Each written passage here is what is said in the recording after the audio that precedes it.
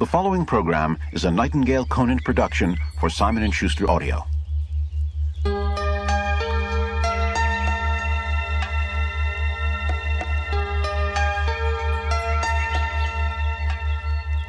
I have a very strong belief that everything that comes into your life is supposed to, and every condition of your life is part of the perfection of it, and that there's a blessing in all of it, and that there are no accidents, that it's a perfect, absolutely, totally perfect universe.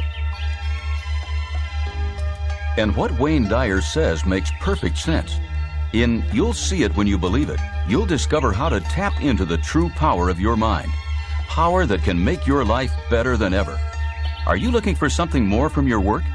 In You'll See It When You Believe It, Wayne tells about a practical way we can truly find bliss in our everyday worlds. Are you looking for more successful relationships? Here you'll learn how to get out in front of conflict, especially with those you care about the most. And you'll learn how to train yourself to concentrate on what's most important for a fulfilling life. And we don't want to have our minds occupied, particularly with worry and anxiety and stressful kinds of things. So you have to learn how to focus your mind, how to get focused, and keep yourself from creating those kinds of thoughts that are always impinging on your consciousness. Wayne Dyer has been focused on personal development for years, and the leaders in the field have recognized his astounding knowledge. Wayne is the 1987 recipient of the Toastmasters Golden Gavel Award, and he's a well-known author, philosopher, and social commentator with a PhD in counseling psychology. You'll See It When You Believe It is based on Wayne's most recent book of the same title. This is his 7th book. His first, Your Erroneous Zones, was a runaway bestseller with more than 30 million copies in print worldwide. In this program, you'll be Wayne's personal guest at warm, intimate studio recordings where he speaks with you one-on-one about life-changing philosophies. And you'll be in the audience to share in the joy of a live session with Wayne. One of the first steps in learning to see it when you believe it is to get out of old comfort zones, zones that may be holding us back from being all we can be. In this first segment, Wayne tells just how important it is to challenge our personal boundaries.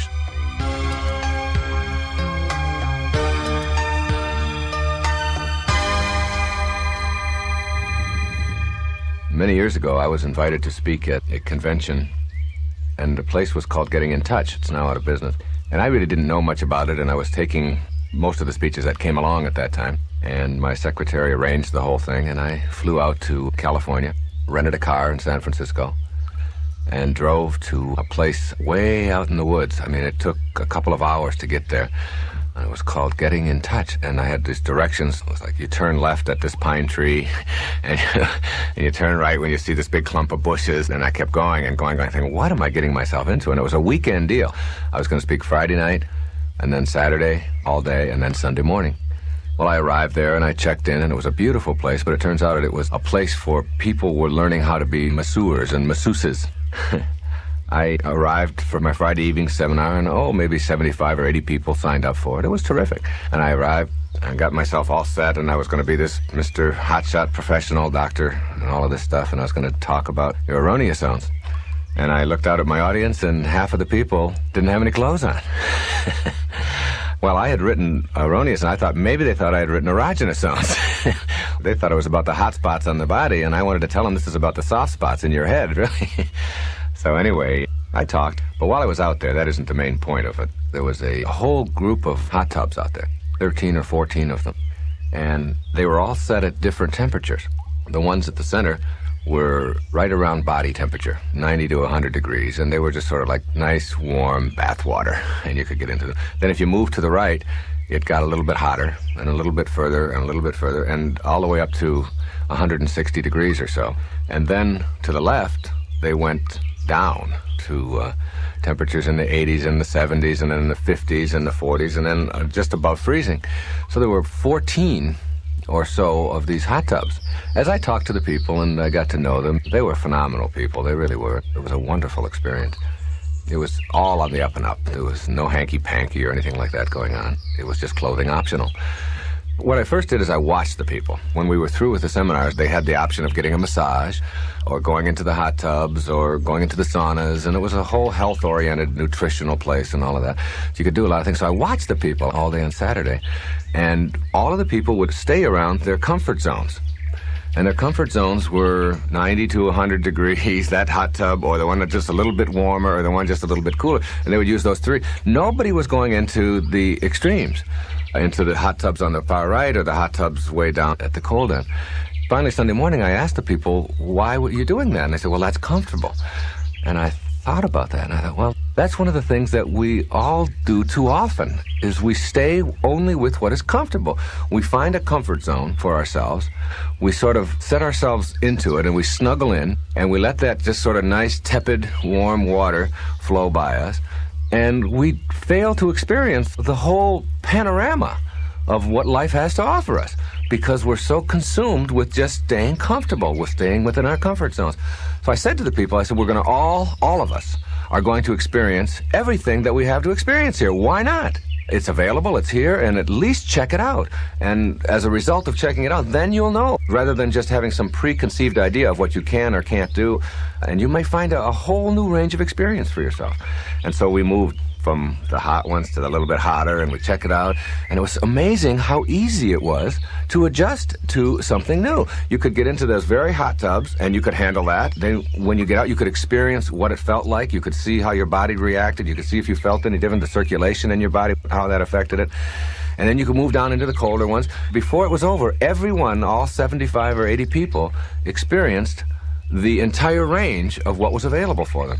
Well, the metaphor there is that we need to do more of that in our own lives. We need to get out of just what we are accustomed to, what we've grown up to believe are our limits, and to begin to see that those limitations that we place on ourselves in our zones of comfort are the very things that restrict us from moving beyond the place that we are at now, experiencing all kinds of new things for ourselves. You can take and apply this in virtually every area of a person's life. I have seen people, I've talked to people, and I've said to them, have you ever tried Mexican food? Ugh, I would never eat Mexican food.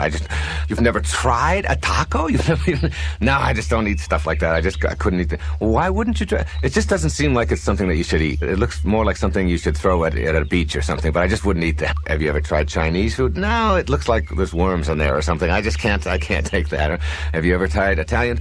No, and you find that their range of experience is really their comfort zones. This is what they're used to, and this is what they have over, and life becomes, instead of an exciting adventure of all kinds of new and delightful experiences, it becomes one of just staying comfortable, I can remember one time we were driving across the country when I was promoting Uronius zones. It was my wife and my daughter, who was 9 years old at the time, and we got to Glacier National Park out in northern Idaho. There was a Lake McDonald there, and I had been thinking about comfort zones at that time, been lecturing about it and been writing about it. I was getting ready to write another book, Pulling Your Own Strings. I wanted to test myself. This lake, the temperature of the lake, I don't know what it was, but it looked like there could have been ice chips in there. It was very, very cold. This is not called Glacier National Park because it's got saunas in it and heated pools. And the water was very, very cold. And people would go in and they'd stick their toe in, and then they'd go back out and thaw out. And I said to my wife, I'm going to swim across this lake. She said, no. She said, you can't do that. It's about a mile across the lake. Now, I'm a long-distance swimmer. Right now, I swim a mile every single day. Almost every day. I'd say 6 days a week. So swimming a long distance isn't a problem for me. And I've been doing this for years and years. Swimming in that temperature was something I had never experienced before. But I had a belief that while I was doing it, I didn't have to experience cold. It didn't have to be cold for me. I mean, cold to the extent that it had to be uncomfortable. It didn't have to be uncomfortable. I could go into that water and make it something that I could handle and not suffer through. But I would have to do that with my mind. I couldn't do that just with my body, because my body was going to react to what I was accustomed to. And I kept saying to myself, you are not going to be cold. This is going to be a wonderful experience for you. You're going to swim across Lake McDonald in Glacier National Park, and it's going to be... And I dove right into the side of the water. It was in the summertime. And I started swimming, and I didn't ever, during the entire time, it took me maybe 40 minutes or so, ever experience any discomfort all the way across that lake. While everyone else was shivering, I noticed when they would go up to the edge of the lake that they would tense up and they would find themselves getting ready to be uncomfortable, getting ready to experience pain. And I used my mind, my thoughts, which is what the whole thing is about, learning how to think properly in your life. And people who don't go beyond their limits are people who don't use their mind in constructive ways. I was going into the lake with the idea that I could do this, that it was going to be great. It was a challenge and that it was going to be exciting, and I knew that I could do it. And therefore, I didn't tense up, and my body didn't go into the rigid position that you go into when you expect things to be cold. And my body reacted the way my mind was training it to do it. And when I got out at the other side, I felt terrific. It was one of the most glorious experiences of my life to do that. Now, you don't have to go out and swim across Lake McDonald in order to actualize yourself as a human being. But what you can do is begin to look at how is my life governed by the trappings of what I have been trained to experience in my life all up until now. What are my comfort zones? Look at those comfort zones, whatever they are, in your relationships, in your business. The whole world opens up to you when you get outside of any zone of comfort that you're in and push yourself a little bit more. The amazing thing about what you find is that it's not nearly as risky and dangerous and difficult as you think it is in the next hot tub. I mean, nobody's in it. You know, there's an old saying that I've used often, and that is that it's never crowded along the extra mile. The extra mile, it's like when you hear people talk about go the extra mile, you'd start doing that and you'll find there's nobody out there with you. That extra mile, you're all alone, you know? So that hot tub over there to the right or that one down there to the left, it isn't that you somehow have to get in there to prove that you can do it. It represents and symbolizes for you moving out of where you're comfortable, because as soon as you do that, then you're opening up new vistas, and more and more and more vistas open up to you. If you find yourself just staying the same way and defining yourself as, well, this is just the kind of person I am, I'm just sort of reserved, and this is how I behave, and this is how I conduct myself, and so on. Instead of that, what you do is you want to look beyond that. You want to say, all right, nothing human is alien to me. The entire range of human experience is available to me. Anything that any human being can do, has ever done, or ever will be able to do, I'm capable of doing. And viewing yourself that way and seeing that, then your zone of comfort becomes the whole expanse of human possibilities. That's what becomes available to you. But when you narrowly define yourself and stay with what is comfortable, whether it's in what you eat, how you relate to people, how much money you make, where you go on your vacations, every aspect of your life is affected by that kind of an attitude. Get out of your zones of comfort. This also applies to the emotional or mental side of your life. Most people go through their life saying, I'll believe it when I see it. Show it to me, let me look at it, then I will believe in it. That's a very narrow way to look at life, because it really restricts you to only being able to perceive and experience and live what you can see. And believe it or not, what you can see is a tiny, tiny, tiny percentage of what's available to you. A different way of looking at that is, I'll see it when I believe it. That is, I am only seeing in my life, and always seeing in my life, what I choose to believe in. See, if you only will believe what you see, then how can you believe in thoughts? And why would you pay your electric bill? You know, I mean, if you can't see it, and nobody can see electricity, then you shouldn't be paying that. And you certainly can't believe that you have a mind, because you can't see your mind, you can't touch your mind, you can't feel it, you can't smell it. It's impervious to the senses. It's a higher part of you. But if you know that just because it's invisible, or just because it's not available to me through my senses, that doesn't mean that it doesn't exist. That it's all out there for me to experience. So that you'll begin to see miracles, for example, in your life. Wonderful, phenomenal miracles, more and more of which have cropped up in my life in recent years since I've shifted around my attitude about it. You begin to not only expect them, but you'll see them as a regular part of your life because your consciousness has changed, because you've gotten out of that comfort zone of only looking at it with what they call your left brain, or with your analytical side, with the side that needs to carve it all up and make it organized and make it neat and make it real clear and easy for us. That's that sort of left brain. But the right brain, which is our intuitive side, which is the creative side, the side of our whole mind and thinking and personality, which is unlimited, which allows us to have an imagination, to be able to create within our own mind.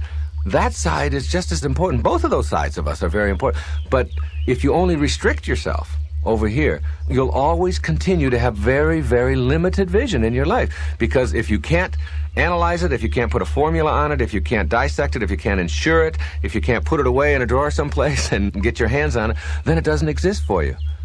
And boy, does that take away a lot of the range of human experience.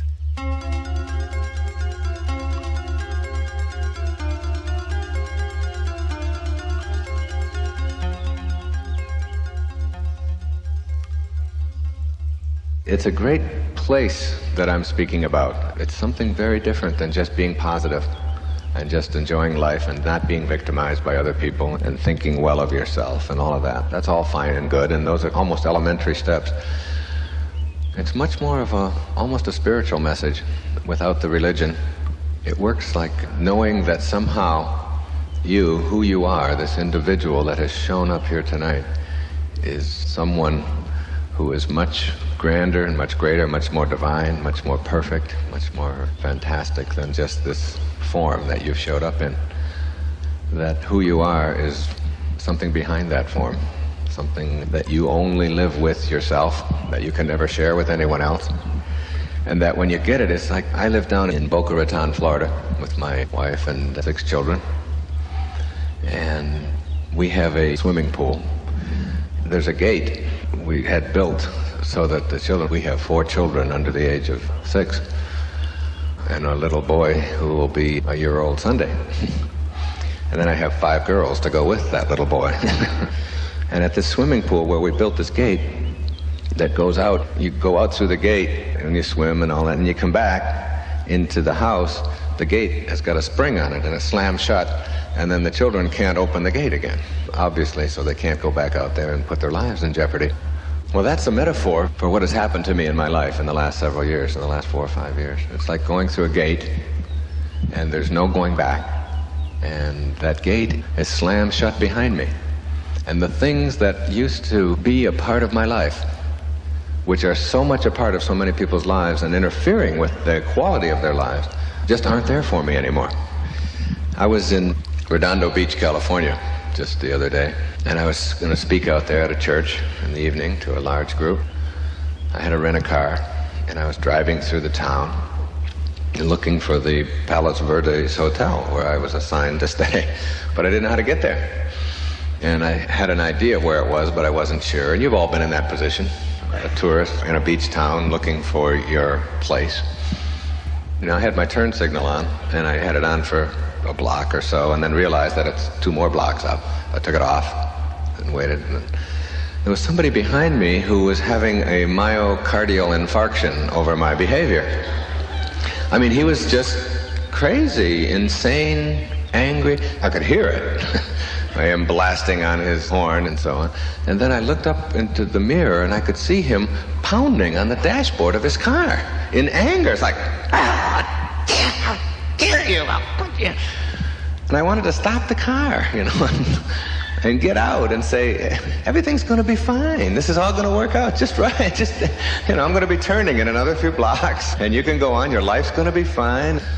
And I ask you, the people here tonight in this room, what do you think caused that? What do you think created that kind of reaction in this person, where a stranger in a rented car that even says rented car on the back of it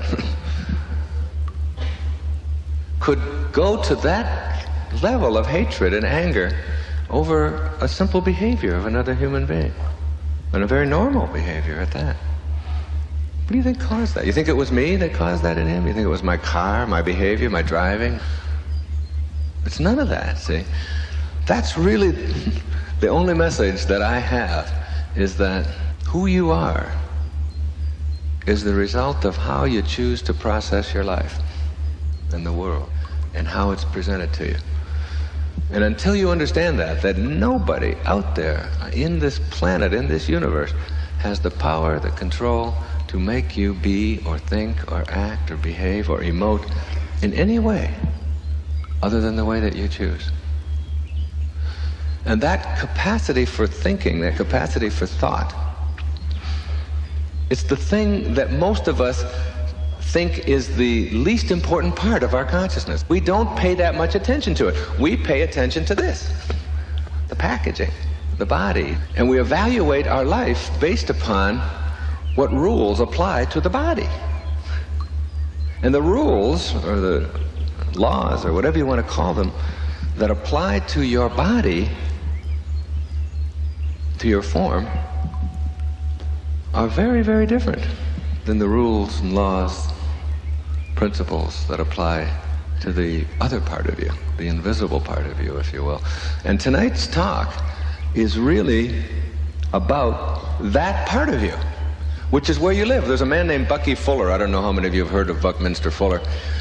Brilliant man. He died a couple of years ago in his 90s, who worked with me on the Hunger Project and our efforts to end world hunger around the globe. He was a mathematician and a philosopher. He's the inventor of the geodesic dome. Brilliant man.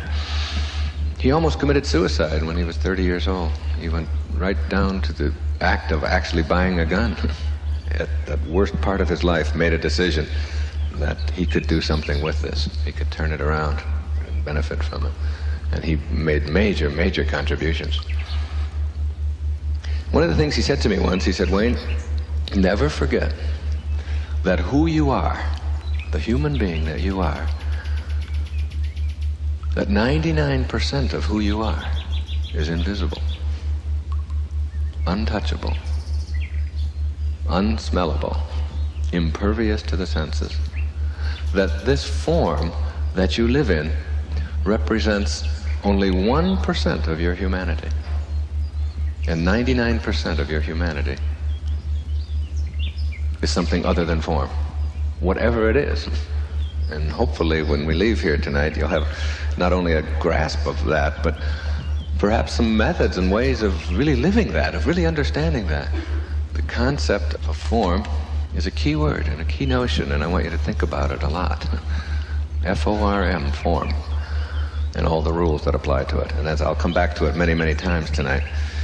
Until you can go beyond the boundaries of form, you can never awaken. You can never really live the life that you're capable of living and create the miracles that you're capable of creating until you absolutely, truly get a hold of that humanity behind your form. Whatever that may be, whatever it is, however you define it.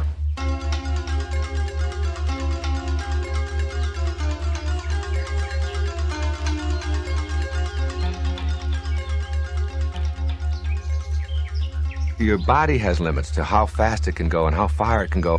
They're expansive and grand. They're much greater than you've ever thought they were. There are boundaries in form, but in thought, in that invisible world that I'm talking about, there are no boundaries except what you choose to think. You can think anything, and anything that you can think is here already in the dimension of thought. It's already here. And once you begin to see that world and begin to see that that's really who you are, you're not just this form that you occupy, but you're something much grander, much more divine, much more phenomenal than that, your ability to think.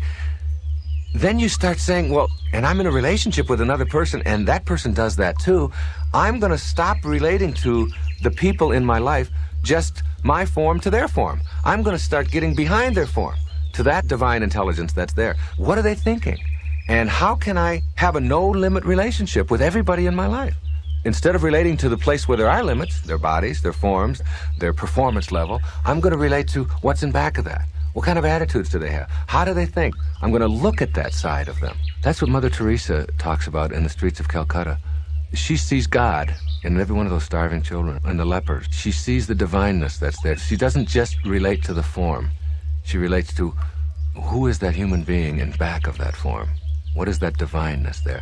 You don't have to be Mother Teresa in the streets of Calcutta catering to the most sorrowful among us.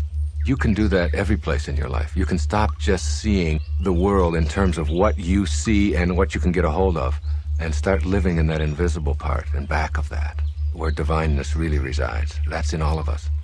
Whoever you are, wherever you go in the world, every single human being you meet, whether it's a tribesman in Afghanistan, whether it's a Sherpa guide in Nepal, whether it's a taxi driver in Tokyo, or a tribesman in New Guinea, or a salesman in Detroit, you share something with that person. What you share is what it's like to be human. We all share that with each other. And you know, and they know, what it's like to hurt inside, what it's like to feel lonely, what it's like to experience pain, or to experience exhilaration or happiness. We all, as human beings, and those are all thoughts, those all come from thought, we share thought together. with all human beings. And if we remembered that, if we tuned into that part of people, whether we're running a business or a family or whatever, if we started relating to people there instead of just to their form.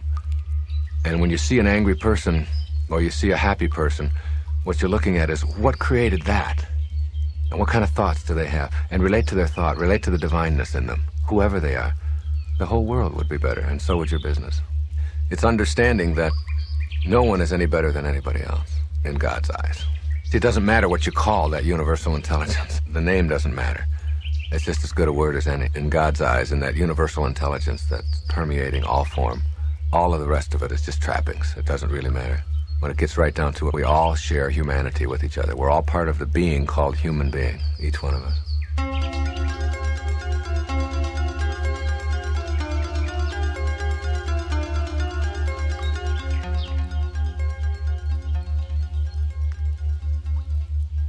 If there's a dimension called form, there's another dimension called thought.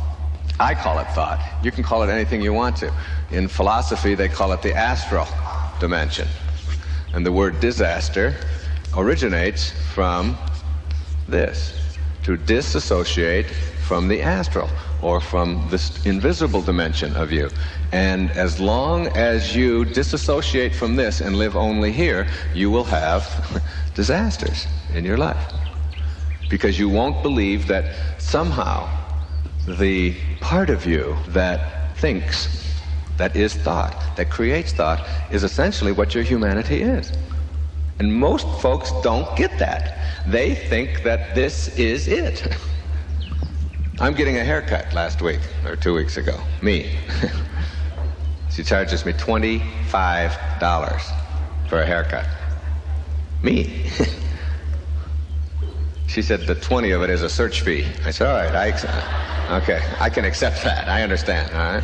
But even $5. You ever go to have somebody doing something and they don't have anything to do? You ever have a job where you got to do something, got to look busy, but you don't have anything to do, but you got to kill a half an hour?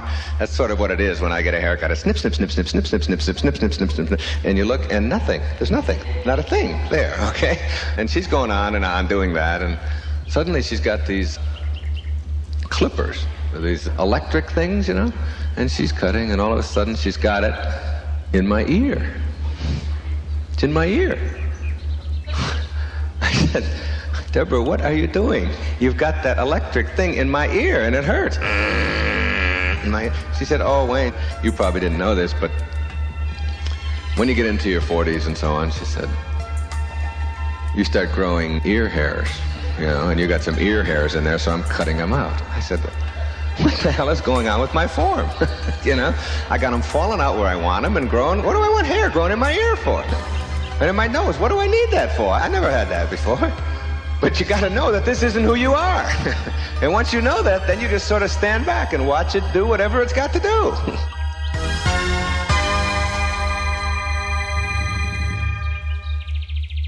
I see people who are suffering, and I see people who are struggling, and I see people who are unhappy, and I see people who are mad, and I see people who are full of stress and tension. And I want to say to them, there's no stress in the world.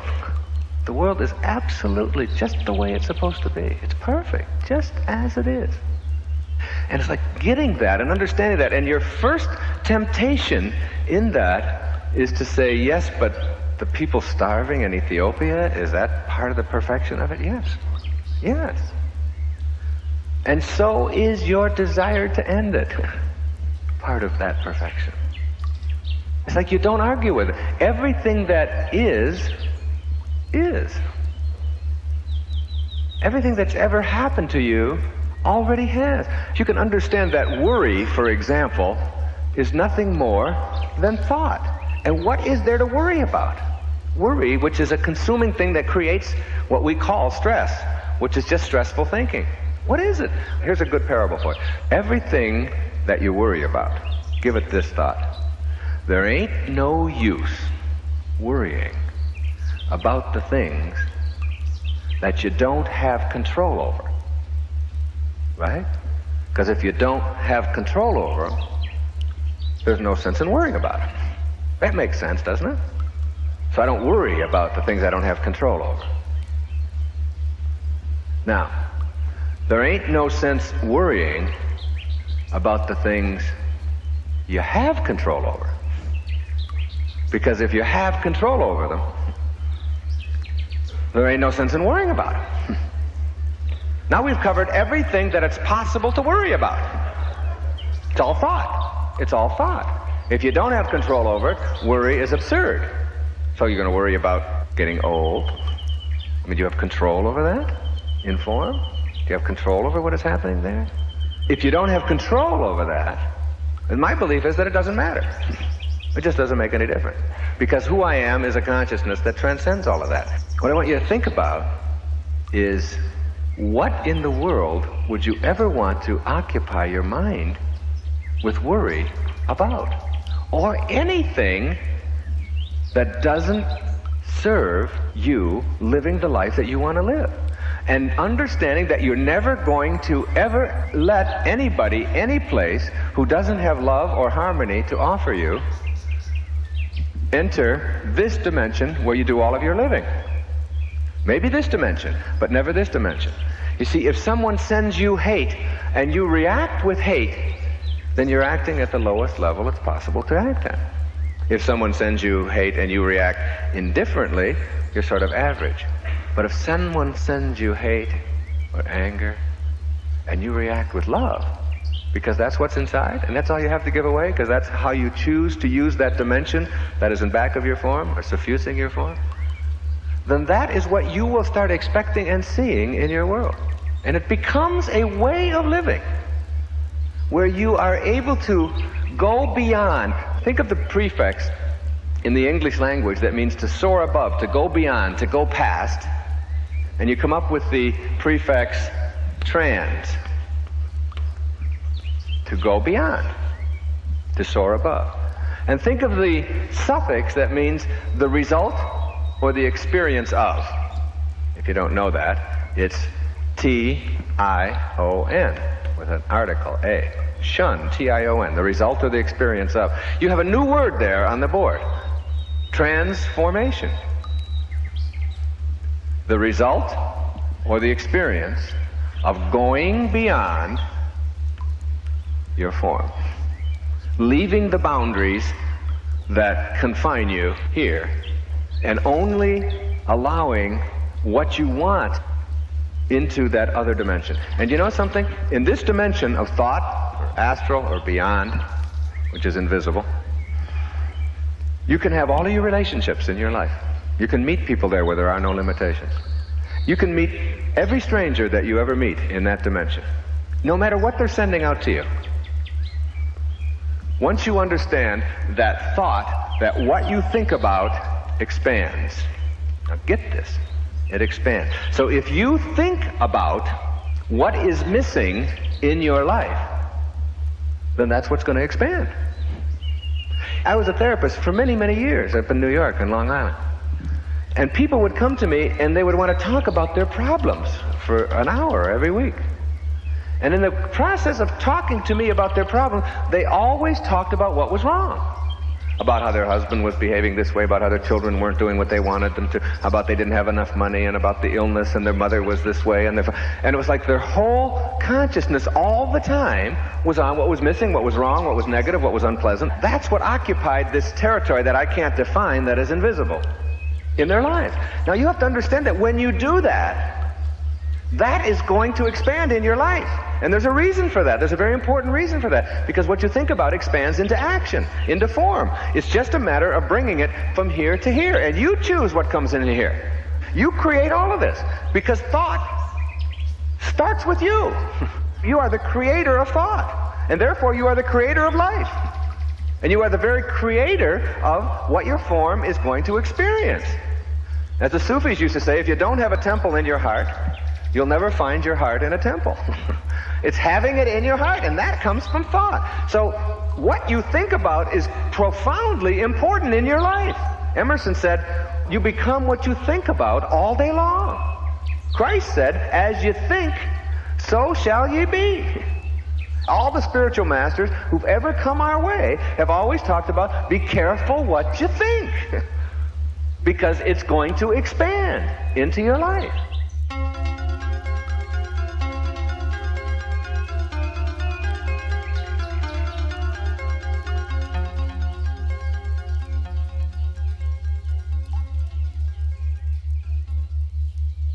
I'm just beginning to understand that what we think about is much more powerful than I'd ever given consideration to before in my life.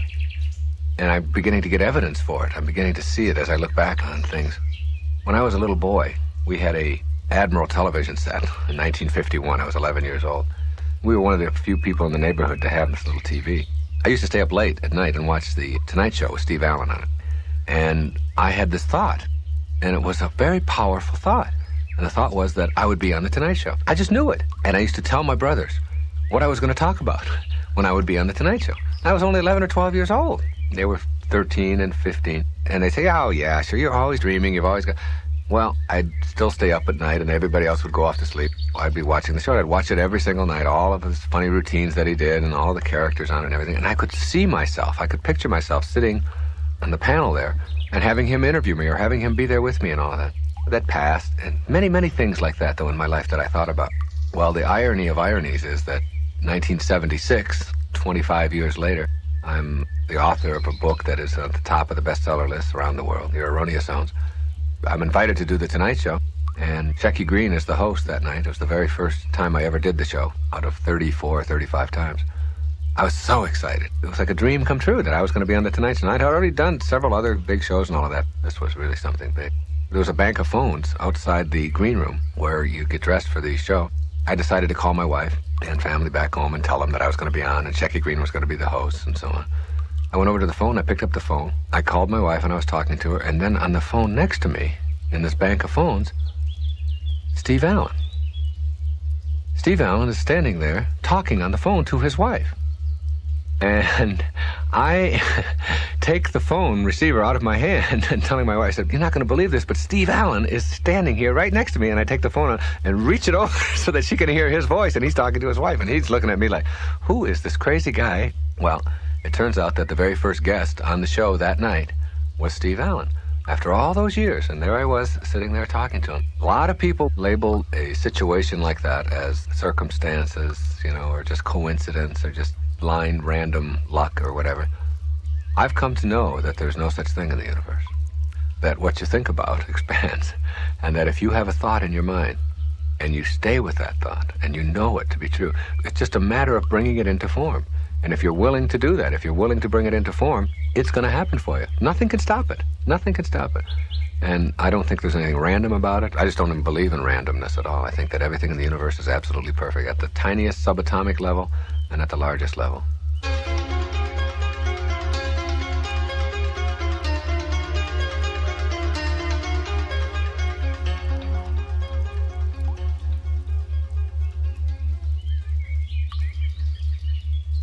I get on the elevator, and I'm on the 17th floor. I have an office on the 17th floor. And I get in the elevator, and a couple gets on the 14th floor. The elevator opens, and they're complaining about a tax audit that they just went through and how awful it was, and they took more money of us, and they're always doing that. And I'm standing in the back of the elevator. I do this all the time. It's like I stand there, and then I really stand back here. Who I really am, stand back here, so I watch myself. It's like when you talk to yourself. That's two people, isn't it? You talking to yourself. And then it's like, then you watch these other men. I'm standing there watching. They're looking at my form, and I'm back there looking at the whole scene. I do this all the time. It's great. So I'm on the elevator, and this is just a couple weeks ago, and the elevator stops again on the 9th floor. And another couple gets on. And I'm standing in the back watching the whole scene. It's a wonderful place to get to, where you just sort of observe life and you're not in conflict with it and you sort of surrender to it. You know it's all going to work and everything's going to be positive and so on. It was August, and they're complaining about how hot it is in August. And it's just, God, it's been ghastly. This whole time, and another day, we got to go out in this heat. And I'm standing listening to this, and there's the audit over here, and there's the heat over here. Then we get to the 4th floor, and another couple gets on. And they're complaining about how many stops the elevator's making today. It's true. So they're like, oh, damn elevator, it's always stopping, and it's like... So I'm standing in the back watching this whole scene playing out in front of me, thinking to myself, I never do this. I used to do this, but I never do this anymore. And you might say, well, what is it that you don't do? What I don't do is ever find it possible for myself to think about things that I don't like, or that are missing, or that are miserable, or that I find distasteful, because I somehow have got in my consciousness an understanding that when you do that, that's what expands in your life. And that really successful people only see things working out. And they understand that, they get that, they hold on to that, and they get that picture of it. Like, I can't get a picture before going out to speak of an audience who's not going to like me, because I know that's going to expand. And I'll walk out and go, and that'll be the end of it, all right? It'll be done. I know that it's going to be great, and it's going to be terrific, and it's going to be fun. If I keep that consciousness inside of me, that I'll expand that into action. So now you have to do is look at all of the stuff that's going on in your life. And how much of it is a result of you'll see it when you believe it, of seeing what you're thinking about. Now, when my kids go to sleep at night, I never tell them if they got a little sniffle, this is going to be worse tomorrow, you're going to have to take off school. I wouldn't want to program them with anything like that. I always tell them how strong they are, how terrific they are. This thing's going to be gone in the morning, and you'll be off to school, and it's going to be great. I want them to be able to expand into form thought that they want, rather than the other way around. And people who are chronic complainers never seem to be able to get past that, and everything that they think about keeps coming up. And the tragedies keep multiplying, and the horrible things keep coming into their lives. And it's like that becomes a part of your consciousness. In an energy system where thought is the energy or the current, what you think about expands into action. It's like getting old. You know, it's like I tell people, don't let an old person move into your form. Don't let an old person in. Don't let an old person move in. The age of your form isn't who you are. Who you are is thought, and thought is ageless. You can't age thought. Age is universal and eternal. It goes forever. It's what the universe is. So you don't let that person who walks slow and talks slow and thinks slow, you don't let that person in.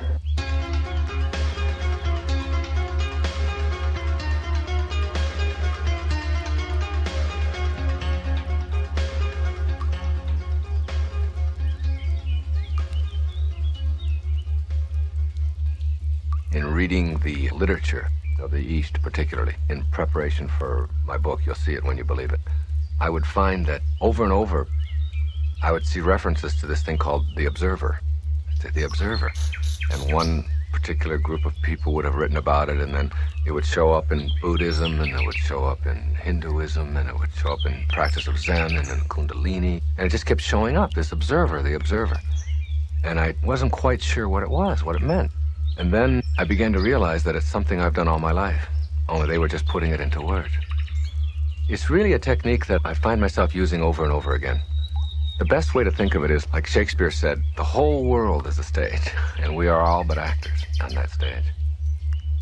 When you start to look at it that way, you begin to see yourself as having a lot of roles to play. And they really are roles. And we're all out there playing these roles. Now, it doesn't mean that I'm not authentic at all. I'm not talking about authenticity. Each one of these things are very real, but they are still roles that we're playing. So what you have to do is sort of remind yourself that you're doing that, and not take all of this whole stage so seriously and make it so dramatic and so significant and important. It's like lightening you up a little bit. And the observer is like whoever this guardian angel or this invisible person is. You can sort of catch yourself whenever you find yourself getting out of control or getting mad at the fact that there's a delay at the airport or that the traffic isn't going the way you want it to. That invisible guardian angel, that eye that can be in back of you, can put the skids on that right away. That person can say, I'm watching you. I'm watching your form. You know, Lily Tomlin had a great line. She said, how come when you talk to God, it's called praying? But when God talks to you, it's called schizophrenia, you know? But that God talking to you can be that invisible part of you. Then you start connecting to that. And I find myself, wherever I am in my life, whatever I'm doing, in back of myself, on my shoulder or whatever, and reminding me, how should you react to this? Send love here. On an airplane not too long ago, there was a little lady about 4'10", and she had gotten on the plane first, and she got about halfway down the aisle, and she couldn't get her stuff. She had a handbag and so she couldn't reach the upper bin. She was standing on the seat and all this, and I was right behind her. All of the people in back of me were all grumbling about this lady and how rude she was being and how terrible and how can you behave this way? And if you're going to take so long, then you should have got on last. It's like their observer was telling them to act nasty or they weren't paying attention to that. And I was saying, what can I do here? Where there was a time when I would have thought, get out of the way, lady. Come on, I got to get to my seat. And you're holding up everybody and all. I didn't do that. I stopped. I said, here, I'm 6'1". I can do this for you. And I put that up and I did this. And I said, here, have a nice day. And I had a book with me and I signed it and I gave it to her. And she was happy. And that was the observer.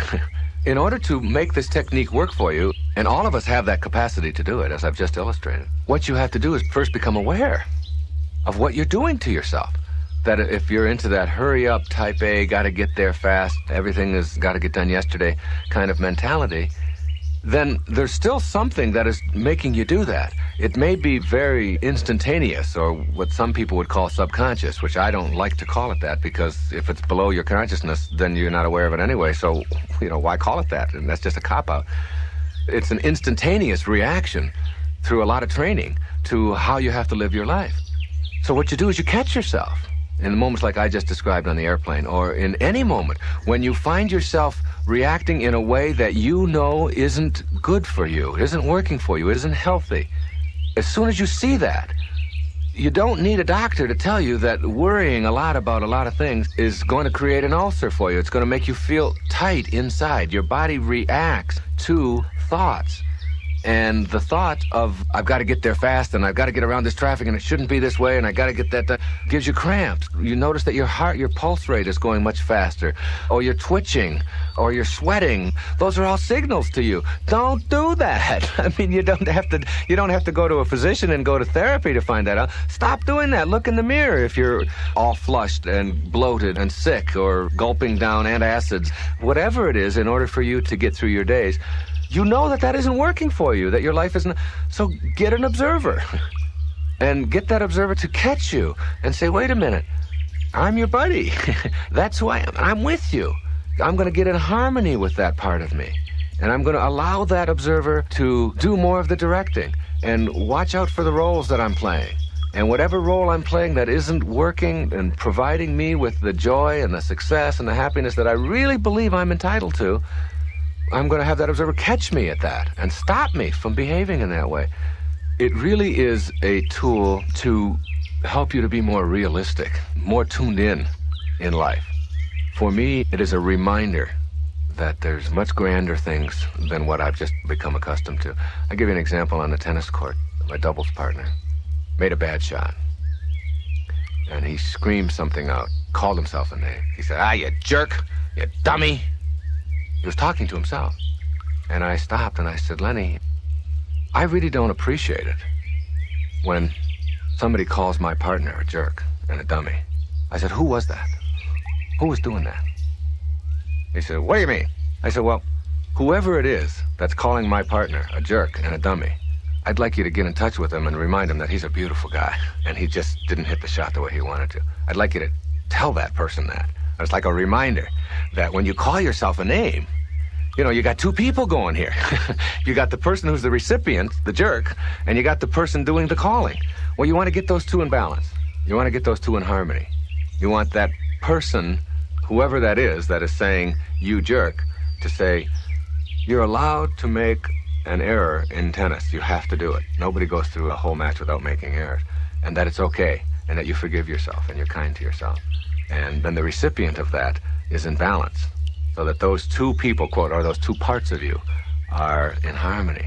Because if the part of you that's calling you a jerk, if the recipient of that begins to believe that, then you start acting on what you hear and what you believe. And pretty soon, everything that you say to yourself, if you call yourself a jerk enough, you're going to think that you're a jerk. And that's one of the problems with self-esteem.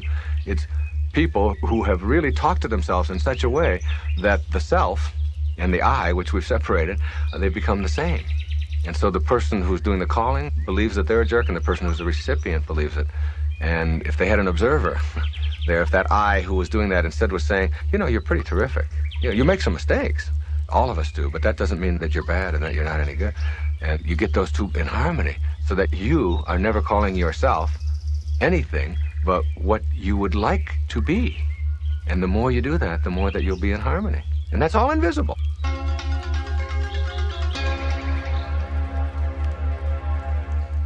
I tell people, supposing you went to sleep and you had a dream, and in your dream you had, all these different characters, and you had all of this money, and you had everything that you wanted in your dream.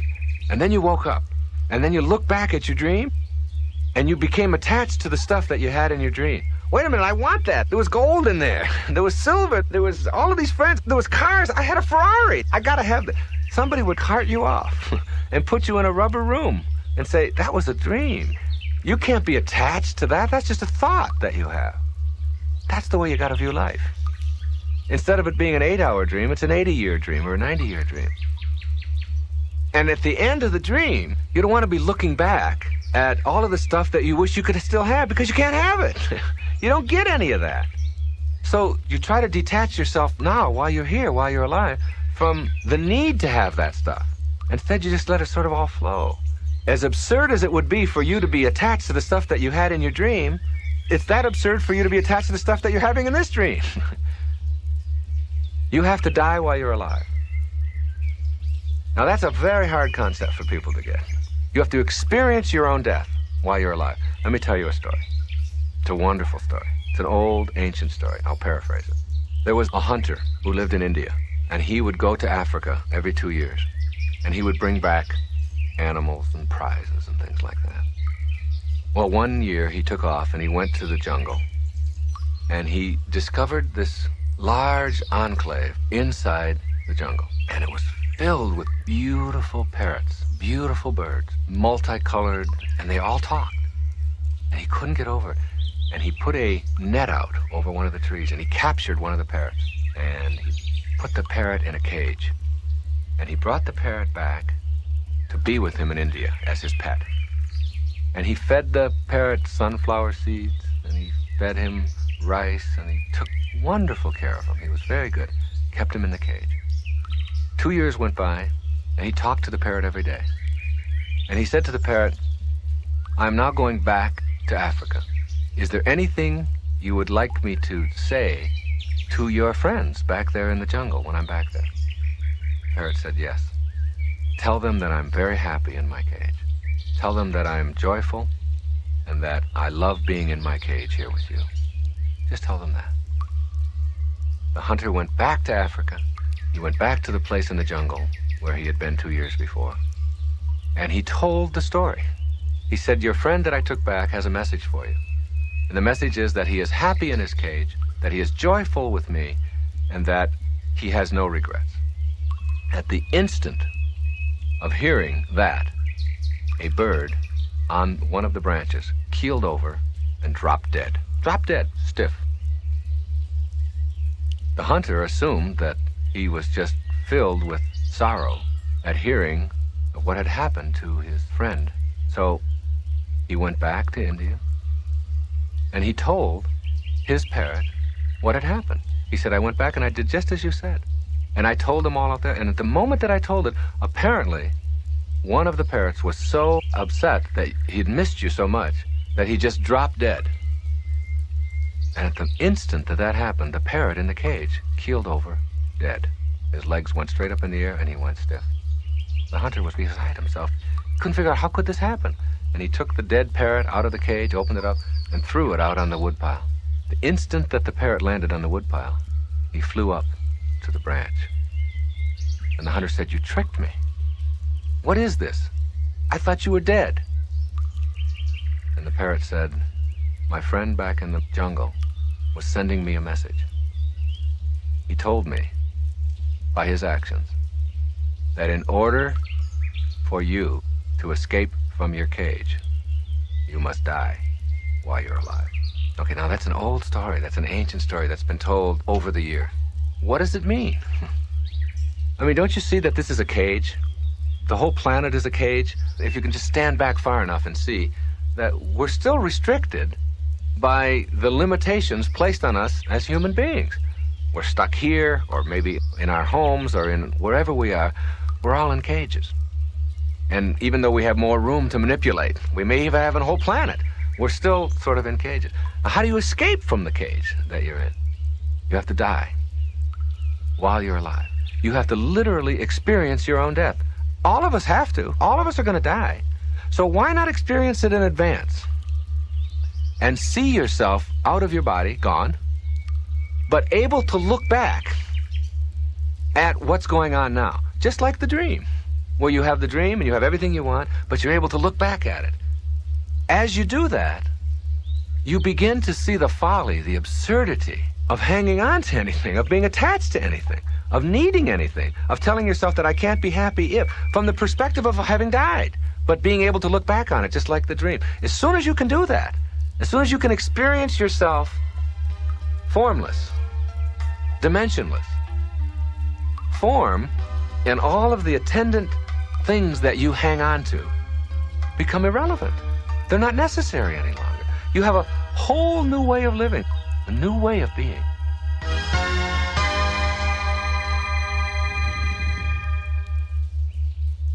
I have a very strong belief that everything that comes into your life is supposed to, and every condition of your life is part of the perfection of it, and that there's a blessing in all of it, and that there are no accidents, that it's a perfect, absolutely, totally perfect universe. Everybody that you meet for a reason. Everybody you're sitting next to, you're there for a reason. You can either take advantage of it or not.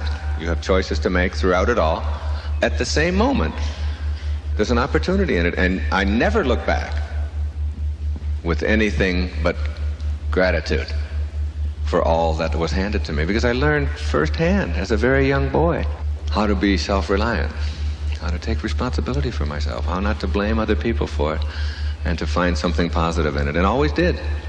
So that little old lady who's driving in front of you at 20 miles an hour with the 1976 Cadillac, cream-colored, you all see her. She's everywhere. She got blue hair, and she can hardly see over the steering wheel. And she signed an oath that she will drive aimlessly around, testing your ability to deal effectively with her. She's like a test. She's like a gift from God to test. And it's like once you stop being mad at her for being who she is and what she's about, when you stop the anger and the bitterness at who she is and understand that she's exactly where she's supposed to be.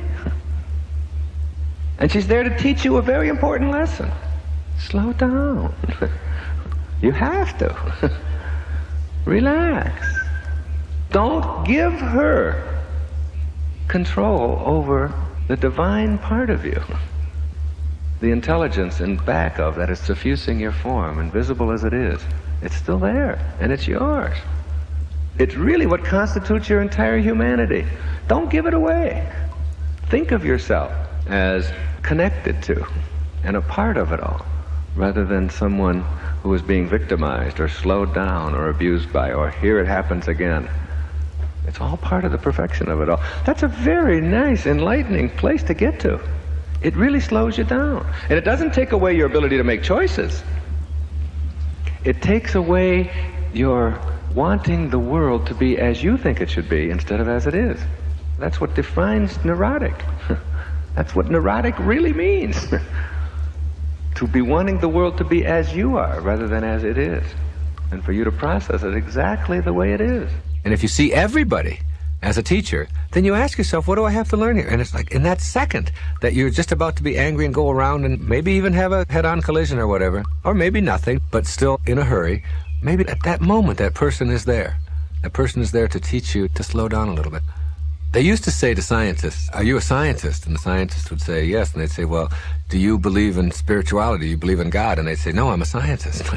Now, today, in the 1990s, you ask a scientist, do you believe in God? And they say, of course, I'm a scientist. Science is beginning to prove what metaphysics has been saying for centuries. That when you study life at the tiniest subatomic level, the tiniest level, that all of the particles seem to be on purpose and they're all interconnected in some mysterious way, and they're all sort of controlled by some force outside, some mystical thing, and they're all on purpose, and there's nothing random about any of it. That's all the new literature is coming out. There's nothing random, nothing happenstance in the universe. I find that so intriguing. If every subatomic particle is on purpose, and we're made out of those, then why not us? And when I see all of those people coming out of like when I was on Wall Street one day in New York, and I don't know if you've ever been there, at 5 o'clock, you go to Wall Street, and you watch thousands, millions of people. They're coming from underneath the ground. And they look like all these ants. Like an anthill. There's just millions of people coming out from underneath the ground on all these little openings on all the streets and the subways. And they're all going someplace, or they're all going down into the ground, at 5 o'clock. And I look at them now, and I think they're all on purpose. They're all like those subatomic particles. They appear random to us because we're so limited in our vision. We tend to view everything from the limited perspective of our form. When you know that they're all on purpose, it stops you. You see that little old lady driving slow, you say, well, she's doing just exactly what she's supposed to be doing. She's right where she belongs.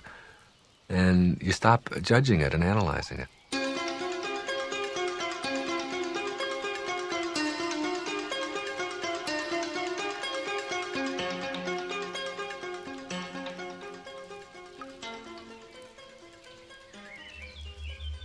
When you have lunch tomorrow, have a salad.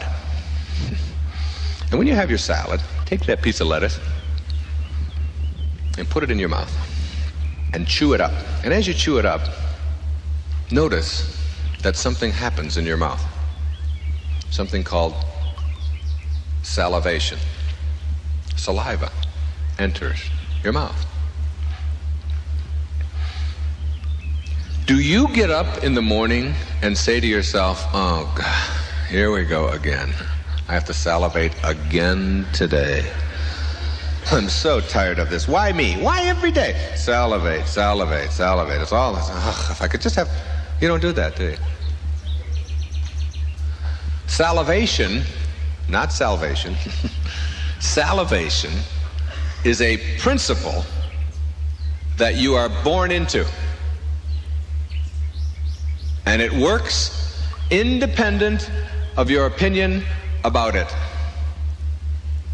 It doesn't care. When you start chewing up the lettuce, you have to swallow the lettuce, don't you? You don't say to yourself, I got to get the lettuce from here down to here. Does it ever go up? Do you ever go, and it's up here someplace? Never. There's a principle within you, this you that you are here, called peristalsis, which makes the muscles go down. There's a muscle movement that makes it go down rather than up. First I got to salivate, now I got to peristalse. Ugh, this is so depressing. You don't do that. Peristalsis is a principle that the I that is we, called you, is born into. And then you have to distribute that lettuce, mulch, throughout your entire system. You got to get some of it to your liver, and some of it's got to go to your armpit, some of it's got to go to your heart, some of it's got to go to your eye. You don't concern yourself with whether it's going to all go to the right, but miraculously, perfectly, somehow, the lettuce gets converted to the right nutrients all over your body. A principle, cardiovascular pulmonation. How many are sitting there right now beating their hearts? You got to do it 14,000 times every day. Are you doing that? Do you worry about that? Do you concern yourself? No. Your heartbeat is a principle that you are born into.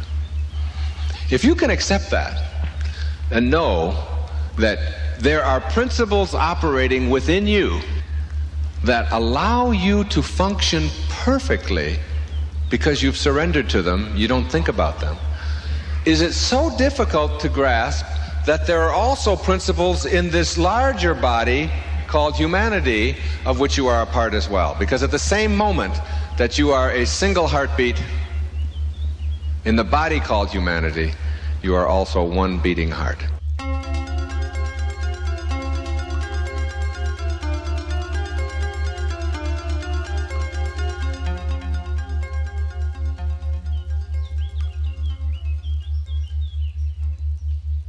The earliest stage of enlightenment is called enlightenment through hindsight.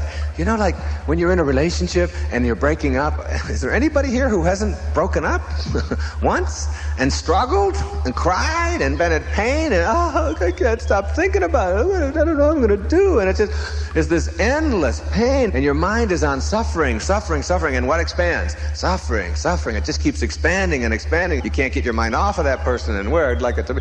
And finally, 3, 4, 5, 6 years go by, And you finally passed it in one way or another, and then you look back on it and you see why you had to go through it.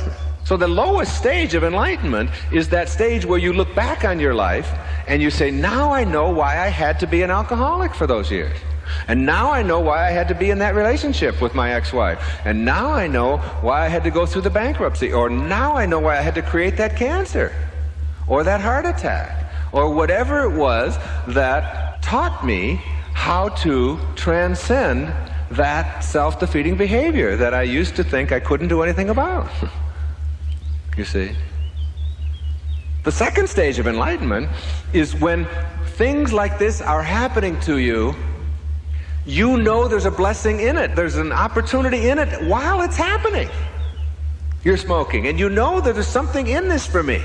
You're going through a relationship difficulty, or you're having an accident, or you've gone through a series of illnesses, whatever it may be that seems to be a struggle for you in your life. While it's happening, you're looking constantly for what's in it for me? What can I get out of this? There's no mistakes out there. It's all being created for some reason. So that's the second stage. And that minimizes the suffering. Because you're looking for what's in it for you. How can I get something out of that? So that the person cutting you off, the way your children talk, whatever, you're not instantly threatened by that. You're constantly aware that these people are behaving that when there's something in this for me to learn. And I think I'll get it now. I think I'll get it now, instead of waiting 6 years suffering through it and then seeing it. But there's a higher stage. It's the highest stage.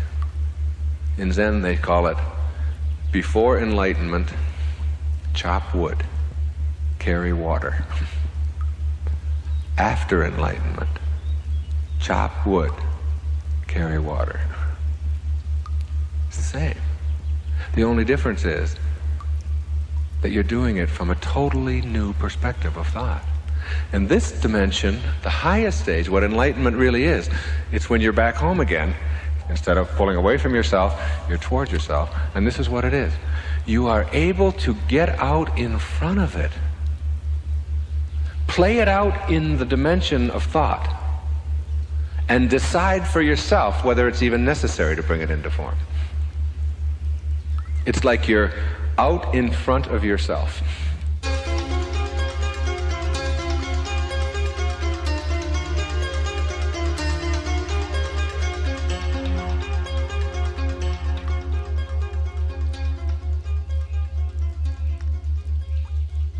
You're in a relationship. My wife will say something to me. And I know that if I respond in a certain way, if I say this, then she's going to say that. And it's like, then she's going to say that, then I'm going to say that, and I can play that all out in thought. I'm out in front of this already, okay? This was at one time a guaranteed, absolute blowout. Anger over nothing, fear perhaps of intimacy, who knows, whatever. But it was guaranteed to be angry and PO'd for 2 or 3 days. Her and me. Maybe no talking, maybe storming out, maybe any number of things that people do over silly things to avoid being intimate, usually. So I play that all out. And I don't have to go there. I don't have to do that any longer. I don't have to make her wrong, which is a great step. I don't have to make me right, an even higher step. There's no right or wrong in it. And I play the whole thing out. And as I play the whole thing out, I decide I don't have to bring this into form. I got out in front of it. It's gone. It's all been played out in my mind. You use your mind to not bring into form, into your life, into action, that which you know is going to take you down a place that's backward. I amusingly tell people that this is a wonderful stage to get to because you can still, once you're both there, you can still get your point across. I was in the shower and I was thinking about this. I was in the shower. It's one of those showers that has a handle that you turn a certain way. Now, my wife is about a foot shorter than I am, so she turns the handle a certain way, and the water will go on her the way she likes it, and then she leaves the shower. Then I go in the shower, and I turn the shower on, and my kneecaps are getting a shower, okay? So now I have to reach up, and I have to adjust the whole thing, so it's like a little game. I'm thinking to myself, I'm playing it all out in form. I'm thinking, now, if I say something to her about this, then she's going to say, what right do you have to say? And then I'm going to say back to her, and then she's going to... And this could end up being a stupid fight, an angry evening or whatever, over the position of a shower head. So I don't do that. I play it all out in form, I move the shower, and I have my shower. Then I go tell my wife. But I don't tell her about how she put the shower. I tell her, you know, I am so advanced. I am so enlightened. This is so great. Getting on this path is so great. And the fact that you're on it too. Like, we don't even have to ever fight anymore about these dumb things. She said, what are you talking about? I said, well, you know, I thought that you leaving the shower head in the position that you normally leave it really sort of interferes with, and then I thought, well, if I tell you that, then you're going to have to come back and say what you do, and then I'm going to have to go back and tell you, and then and then we're going to have this stupid fight, and then we're not going to be happy, and I'm holding her all this time, and I'm even kissing her while I'm telling her this, you know? I said, but isn't it great that I don't have to go there anymore, and I can play it all out in thought, and it's all done? And she said, didn't you just tell me about where the shower head was? I said, yeah, isn't that great that you don't have to react the way you did? Now you put the shower head where it belongs. And it's like a joke, you know? So it's like you can talk about your enlightenment and get your point across without even having to have it be an unpleasant exchange. You go from being the actor in your life who is being directed by the events, the circumstances, and the other people in your life to being the director at the second stage. And in the third stage, you become the producer of your life. So you are now the actor, the director, and the producer of your entire life. And you're doing it all with your mind, all with your thought. So if it's a job move that you would have agonized over, you can see how it's going to go. If you're living in Atlanta and you got to go to Houston, you can see yourself in Houston. And you can see yourself selling your home and driving to Houston and starting this new job or starting out this new enterprise. You can play this all out. You can do the whole thing, and you can actually literally see how it's going to work, because what you think about expands. And then you can decide. You can decide not based upon, oh, my boss is going to do this to me and the world is going to do this, and if these things don't work out. You can do it based upon your projecting in your mind exactly the way you want it to be. And if the picture doesn't come out the way you want it to be, then you're out in front of it already, and you don't move. Or you do, because you see it as an exciting, wonderful adventure and a time to do something new. You can do this with anything that is coming at you, which you perceive to be coming at you, but which is really, in effect, what you're creating through all of the choices that you're making. You can start using your mind in exciting ways. Before I give a speech, I play the whole thing out in advance in my mind. I don't play the speech out. I play what the reaction's going to be and what an impact I'm going to make. I do it when I record these tapes. I go through it in my mind, not what I'm going to say, what examples I'm going to use and all of that. I let that come spontaneously. I've surrendered. I know that that's going to work out. If I play it out in my mind and it says, I don't want to go to Chicago and I don't want to have to sit in a recording studio and I don't want to have to talk about, then I don't have to do that either. You know, it's like you're producing it all. You're creating your whole life. And you can even do that in situations where most people are bothered in business, not just in their families. You begin to see how if you react in a certain way towards your superior or towards somebody that works for you or your coworker or whatever, you begin to know that if I act this way or say this or do this, that's going to set them off, or that they're going to, you know, and I don't have to go there anymore. I don't have to be a participant in their dream of being set off. So I don't go there anymore. And instead of behaving this A, B, C, and D, I've already done that in my mind, and I've seen the result. I don't want my form to have to follow that anymore. I'm in front of it. It's like you're producing your life through your mind. I think we show up here with a mission. We have tasks, we have lessons, we have things that we have to do while we're here. And for some of us, that's a very short time. And for some, it's a very long time. And some people will have 30 years experience. And some people will have 1 year experience 30 times. Two different approaches. Endlessly keep repeating the same thing over again, and others are growing. It's not the same for anybody. I just talked to somebody just the other day who's got 29 years working at a plant in Indiana. His real love is he has an apple orchard. He has 290 trees. He knew so much about apples and about all the different kinds of apples and all the controversy about pesticides and why they have to be used and which ones are safe and which ones aren't and how much water that you have to give them and why you just let nature do it in a certain way and where you plant them and when you harvest them. And he had this whole thing he had discovered about how to keep apples for 6 months by putting them in your refrigerator and keeping them cool, but you've got to keep moisture in there. He said the moisture goes out, and he was so excited about his apples. And yet he spends 99% of his life doing something that he doesn't like doing. I said, your bliss is your apples, isn't it? And your apple orchard. Oh, he said, I love it when I'm out there with that. I just feel like I'm with God at that time. I said, is there any way to make this so you don't have to do this other stuff? So that you don't have to spend your life in this sort of inauthentic way where you're always thinking about how much you dislike what you're doing? Well, I've never thought about really making a living at it and all of that. I said, somebody's got to buy apples, and there's applesauce that's got to be made, and there's apple pies that have got to be made, and it's like if you get your bliss, if you know what it is, then it's just a matter of taking some of the risks that go with it. And why not? Why restrict yourself in any way? What I was suggesting to him was, like, give yourself a chance at that. There's two things that I think about what you're doing. You've got to love what you do, and you got to do what you love. Everybody can do this. And I don't really think it matters too much what you're doing. But if you don't like it, you have options. The first option that you have is that you can leave it and take the risk that goes with following your bliss. And I know what your question is already. How do I know what my bliss is? And I'll come to that. So, what you do know is what it isn't. We always know what it isn't. For sure. That's no problem. But you can leave what you're doing. That's number one. Or you can change around your thoughts, the 99% of who you are, about what it is that you're doing. You have that option. You can decide that if you just are not willing to take the risk, or you have to stay with this or whatever, that I can change my thoughts toward it. And I can make it as creative and do all kinds of things with it and say, all right, I'm only going to do this for 6 hours or 8 hours in a day, and then I'm going to get right out into my apple orchards. And this is sort of what this fellow was doing, was learning how to go into this assembly line job that he had and do it and not have such a negative, terrible attitude about it and have fun with it and make it blissful. So you can change. There's risks involved with all of that for some people. I think that the risks are much less than most of us realize. They're not really risks at all after a while. They're just like adventures and their excitement. And the people who really love you and support you in your life will support you trying new things.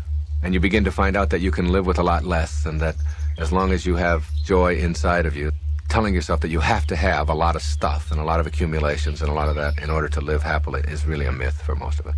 But how do you find your bliss then? To come back to that question. The answer to that is you don't. You have to let your bliss find you. And your bliss can't find you. It sounds strange, but your bliss cannot find you. It's like your purpose. It cannot find you as long as you're filled up or clogged up with something else. Here's a wonderful story. There was an expert on Buddhism and Far Eastern religions, and he was a professor at a university. He had written 4 or 5 books on the subject, and he was really considered a true expert. But he had always wanted to meet a particular Zen saint who lived in India, up near Nepal. And so he traveled there with all of his books. He wanted to meet this particular Zen saint, a guru. He had made an appointment, and he introduced himself, and the man had just like a loincloth on, and he was very simple, very peaceful, very old, so you get the picture. And the expert began talking to him about all the things that he knew about Zen and Buddhism and so on. And the master stopped him and said, "Would you like a cup of tea?" And he said, "Yes, that would be very nice." He took a teacup and put it in a saucer, and the man continued to talk about all of the things that he knew about. And the master picked up the tea and he began to pour it into the cup. And the man continued talking, and then the cup was full, and the master continued to pour. And the tea poured out of the cup and onto the saucer, and as the man talked, he still kept pouring. And the tea was now going onto the floor and onto the man's pants, and finally he stopped him and he said, "Excuse me, but the cup is full. You're pouring, and it's full." And the master stopped him and said, "You are like the cup." He said, "You are so full of everything that you know that you don't have room to let anything else new in." And so many of us are just like that teacup. We're so full of all of the stuff that we have learned that there's no more room to let anything else in. It's just all pouring out and just going past us and all outside of us. Now, if you can see that metaphor in yourself, you can begin to see that in the eyes of the beginner, there are millions of options. In the eyes of the expert, there are only 1 or 2. So the suggestion to finding your bliss is to always be a beginner on the path. Never become an expert. If you're going to go out and learn tennis and you've never played it before, and someone hands you a racket and they say, now, try a drop shot this way. You are open. You are willing. I'll do that. Now hit a forehand this way. Now, well, try it this way if you move over here. And now try. The beginner has 1,000 options available to them and will try everything. But if you talk to an expert about how to hit a backhand, they only know one way. Now, that's true not just in tennis. That's true in your business. That's true in your relationships. That's true in everything in your life.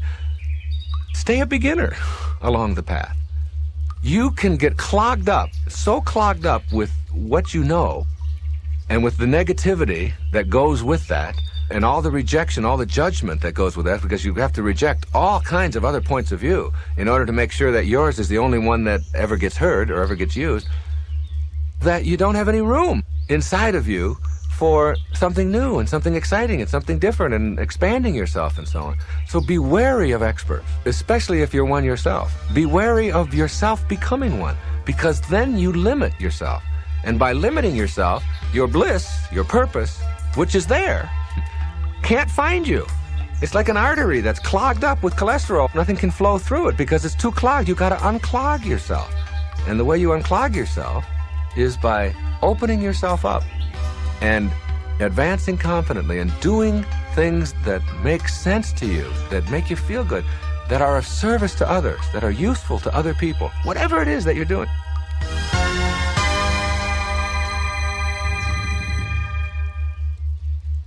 The idea of having a quiet mind. When I first started practicing meditating, which I encourage people to do, not from any Far Eastern guru loincloth kind of thing at all, but as a way of understanding that there's another dimension. If I were to take you, the listener, and to put you in chains, and to put you in a dungeon, and to deny you light and human contact for the rest of your life, you would probably say to yourself, this is the end. I mean, this is the end. I can't handle this. There are some people, believe it or not, among us, who, if you were to do that very same thing, would say, this is a beginning. There's a whole world there. If any of us were forced to learn how to go into that world, we would discover many, many, many things about ourselves. And I'm talking about the world of the mind. It's not an accident that all of the great spiritual masters have encouraged a kind of meditation of one kind or another, and that most advanced people, most awakened people, practice it on a regular basis. It's not an accident. You begin to discover how slimy your mind is.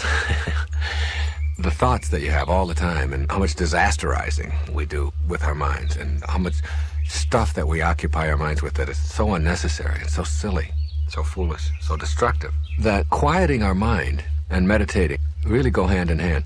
Now, meditating doesn't require a lot of training. It doesn't require somebody teaching you exactly how to do it or whatever, because that defeats the purpose of meditating.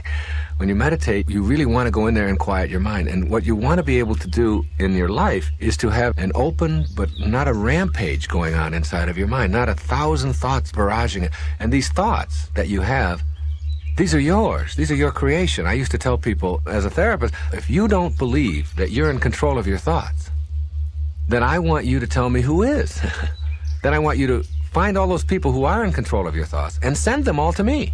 Then I will treat them, and you will get better, which is absurd. Obviously, you're not going to get better by treating somebody else. You are the creator of thought, which means that in some metaphysical way, you're the creator of your life. Thought originates with each one of us.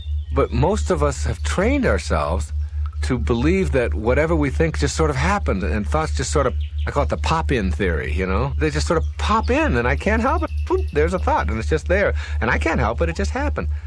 That isn't true when you train your mind. We spend so much of our energy training ourselves in all kinds of areas. We train ourselves in business. If we're going to get a new computer system, we go out and we spend millions of dollars in a company, and we train people how to work it, and we want to become good at golf or swimming or tennis or backgammon or anything that you can think of. We know that we got to go out and we got to practice and we got to train ourselves. We train ourselves, and we ignore our mind, which is 99% of who we are. We just completely ignore it. Like there's no training available for our minds, and we can all do that. I've really learned how to do it myself. No one ever taught me. You know, when I used to teach at the university, I taught in Berlin for half a year. There was 70 students in the class. And I would have the first student introduce themselves and their name. Then I would have the second student introduce the person who was just introduced and himself. And each time I would repeat it. And I'd have the third student introduce the two that he had just introduced plus himself. And we do that for the whole class. By the time we got to the 70th student, they had to introduce everybody in the class by name, and I would then repeat each one of them. And I just had a very simple technique for doing that. It was just like concentrated effort on making my mind remember 70 people's names in an hour and a half. Now, I wasn't doing it to waste an hour and a half. This was a class on teaching people how to identify neurotic behavior in people. And it's like what I wanted to do was to teach them that they could do things with their minds, just like their patients do, that they never thought of, that they never even dreamt were possible for them. 2 weeks later, 3 weeks later, they would have like 80, 90% recall. And by the end of the 4th or 5th week, everybody knew everybody's name in the class, and they had all trained themselves. And most people go out there and they're introduced to somebody, they say, hello, my name is Wayne. They say, what would you say your name was? They can't remember one person's name in 1 minute. And they think that, oh, I have a poor memory. But it's because they don't train. Well, the mind can be trained, and meditating is a perfect way to do that. And there's a wonderful world in there, in your mind. Quieting your mind means that you're no longer susceptible to all of the external influences that are around you. I'm always amazed when I watch the U.S. Open tennis championships that are played in New York, right near LaGuardia, at how the players are able to continue playing with jets going on overhead. And yet, when I am really completely involved in a tennis match, I've had people where I've played, I've had jackhammers going next to me, and my opponent is going crazy. They have to go over there, and I tell them I don't notice it. My concentration is on the ball. And I don't hear that lawnmower going off or the jackhammer going or the airplane going on overhead. We can train ourselves to do that. The people who are really good at any game or any activity that requires concentration know how to do that. Well, we all want to be able to be better at that, and we don't want to have our minds occupied, particularly with worry and anxiety and stressful kinds of things. So you have to learn how to focus your mind, how to get focused, and keep yourself from creating those kinds of thoughts that are always impinging on your consciousness. Miracles are available there. You talk about surrendering. I meditated for a long time. It's like there would be a light. I would have this light that I would create. And it's really interesting that you can create a light with your eyes closed in a dark room. So you don't really need your eyes to create light. You need your mind to create light. Your mind can create light. And all of us do it in our dreams. We can create a color in our dream without any light. So that our minds are capable of producing that. And our minds can create smells and we can create sounds. We do all of that in our dream. And that's just a pure thought state. So what you want to do is get to that pure thought state. I use a technique that I just invented myself. It just worked for me. I close my eyes. I only have to do this for 10 or 15 minutes, and it's the equivalent of getting 8 hours of sleep, literally. And it's the most exhilarating, energy-producing, feeling like I can conquer anything, knowing that I can't be defeated attitude that just comes from peacefully quieting my mind. And if I'm giving a speech and I give a break, oftentimes I will just go back into a room and re-energize myself. And it's literally like getting a full night's sleep, only I'm more energized, because oftentimes you're groggy after sleeping for so long. And it's really just closing my eyes and creating like a pastel field. And my mind can create any color that I want, which is just so astounding. You think you need your eyes to create it, and you don't at all. And I create that field. In my mind, I put a barrier around that field, and I won't let anything into it. And any thought that tries to penetrate that barrier sort of bounces back. And it takes about 2 or 3 minutes to get yourself like totally relaxed. Now, I don't really believe that anybody can just not think at all. I think that's part of the trap. It's part of the human condition that thinking always goes on. Even thinking about not thinking is still thinking. But you don't have extraneous thoughts. You get like single-minded. And this is wonderful, wonderful training for anyone.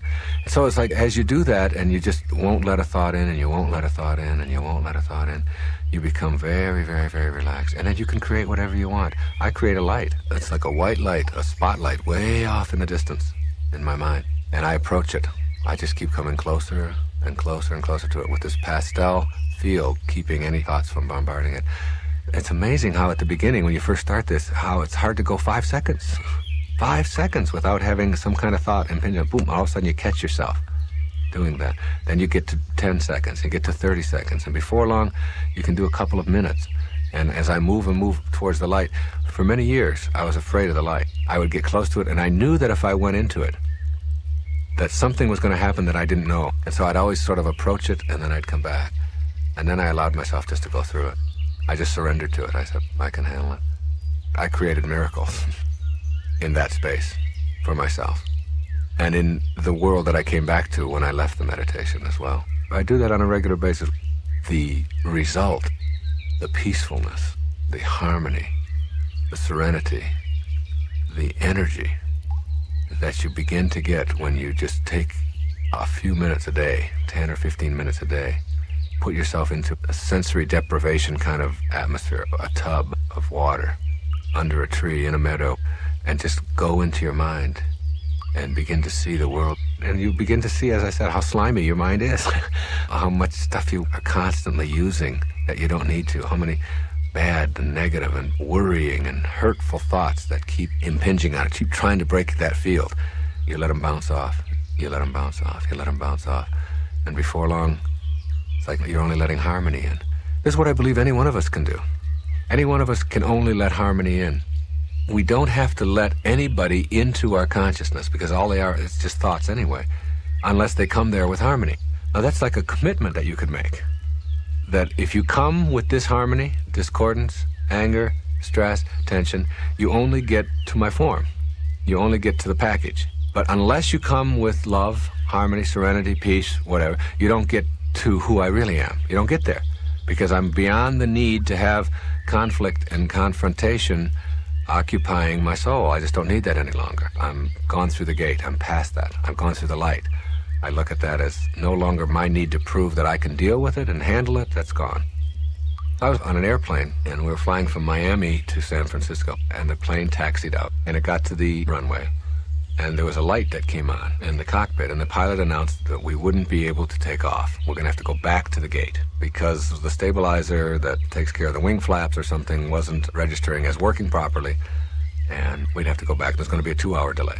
And my immediate attitude when something like that happens is, you're not supposed to get to San Francisco in 5 hours, okay? That when my ancestors wanted to get to San Francisco from Miami, if they left in September, and if they got there in March, April, they considered that on time. And it was a good trip if half the people were still alive, all right? It was very successful. If they could get there, if it took them 9 months or a year to get there in wagons and so on, then if it's going to take me 2 more hours or whatever, and if the stabilizer isn't working on that aircraft in anything that stabilizes anything, I want to go back to the gate, okay? I'm not interested in being angry about that or anything. It's a part of surrendering. It's just understanding. I was in first class. The stewardess was standing there, and she said, oh, no. Oh, no. She knew who I was. I had been talking to her. She said, this is what I dread. I said, what's the matter? She said, there's 176 people on this plane. Every one of them is going to say something nasty to me when they get off the plane. They're going to blame me. They're going to blame the airline, and they're going to... I said, but you don't have to let that in. She said, what are you talking about? I said, well, you've got 2 packages, 2 suits that are protecting you from anybody coming to you with that disharmony. She said, what do you mean? I said, well, you got your uniform. I said, that's one package, and that's over the other package, which is your body, and then both of those are protecting or covering who you really are, which is how you choose to process all of this and how you choose to think and who you really are. I said, each person that comes up by you and says something negative or nasty, you can just let that only be a message to your uniform, to your package. That's not me, and you can remind yourself, they're not talking to me. They can't get to me with that stuff. They can't have that. I don't let anybody come to me unless they come with love or harmony to who I really am. So you can just say, well, I'm very sorry, and have a good... And it's like, and you say, well, they didn't get to me, and they didn't get to me. They're not reaching me with that. And sure enough, she stood there and she watched as 176 people got off, and I'd say 150 of them said something nasty to her on the way out. And each time she just sort of smiled and said, yes, well, it'll be 2 hours. And she gave them instructions on where to go. And when it was all done, she sat down next to me. She said, that was fantastic. It's the first time that we've ever had a circumstance like this where I didn't let it bother me. I said, you don't have to let that stuff into your life. And it's just like in the meditation in the field. When those thoughts start impinging on the field, the pastel that you have created, you don't have to let them in. They bounce. And the more you do that, the more you allow yourself the right to have only what you want to enter your consciousness. You just make that choice all the time. I do it all the time. When I'm driving, and if anybody gives me... I don't take any of that inside. I just say, oh, that's them, and that's how they're reacting to my form. But if somebody comes to me with love, with serenity, with peace, with joy, with ease, whatever, then you can have all of me. I will respond back with that. So you let in whatever you want. That's what meditating does for you. That's what a quiet mind does for you. It allows you to select what you allow into who you really are without having to be a slave to every single person who's out there and every single action that's out there that doesn't fit in with the way you want it to be. Having a quiet mind in a practical sense is really understanding that what I'm talking about is not just for discussion, it's for application. If you're the kind of person who has your mind filled with 10 different things that you have to do, and that is producing anxiety, stress, ulcers, colds, backaches, headaches, cramps, runny noses, all of the kinds of physical reactions and manifestations of that kind of thinking, then you have to look at how can you just get a blank mind, or how can you get a quiet mind? How can you just understand that, supposing you're thinking about, you got to get to work, you've got this report you got to get out, you got to get your taxes done, you got to stop and get some diapers on the way home. Now the kids need to have bananas, and they've got dance lessons I've got to get them to. An endless catalog of activities. By using your mind to do that, and to occupy it all the time, none of that is going to get done. See, all of that is going to get done. Regardless, if you're the kind of person who does those things, it's going to get done. The question is, how do you use your present moments? See, anytime you use up your present moment, or anytime that you are thinking anxious thoughts, you're denying the present. You're using up the present moment instead of using it up in a productive, peaceful, serene, calm way. You are somehow believing that you can't get through this day or this moment any other way, that if I don't think about it and worry about it and be anxious about it. But the fact is, it's going to get done. Your taxes are going to get done. You're not going to jail. You're not the kind of person who's going to opt to just simply not do your taxes. You're going to get the diapers. You're going to get the report done. All of that you're going to get done. Otherwise, you wouldn't be in the position that you're in. You would be doing something else, all right? So if you know that it's going to get done, the question is, what's the most efficient and effective and peaceful way to get things done? I use the analogy often of when you're in a hurry, like when your body is in a hurry. That's when you're least effective. And that's when you always drop something. You'll drop the keys, and then you'll start sweating. And then when you start sweating, you find yourself getting more upset. You'll forget something. And you'll walk out the door, and you'll slam the door, and you left the key on the inside. Now you don't have a key. I've talked about when you take a shower.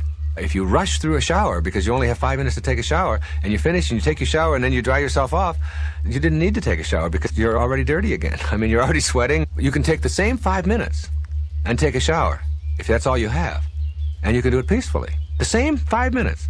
You can push all of the other stuff out, and you can just relax. And if you've got 3 minutes, instead of rushing through it, you can just let the water pour. You can experience the water. You can wash your body. You can dry it all out. And when you finish, you're not sweating. And you had the same amount of time. The nervousness and all of that comes from the way that you decide to process. Now, in the physical world, you understand that if you hurry and rush and are filled with 1,000 different activities, that you have decreased your efficiency. Why isn't the same thing true in the mental world, in your mind? If you are filling your mind with all of the things that you have to do, and you're worried about all of those things and get yourself all consumed with them, then you're still going to be less efficient, less effective, and you're still going to be cluttered. At a moment like that, you put on a tape. If you're going to drive, you got to drive. You can't get the bananas and the diapers and the report done and the IRS taken care of in the car on the freeway. You can't do that then. You're driving. So why not be here now, as Ram Dass says. Be here now. Here's some music. Put on a tape. Meditate right there. Don't close your eyes. But just, like, push it all out. All of that's going to get handled. But meantime, I'm going to enjoy this. My ride from my home to my office is 17 miles. I love those 17 miles. There's a million things to see in those 17 miles. I cannot write my books or get my speeches. I can't do any of that in that time.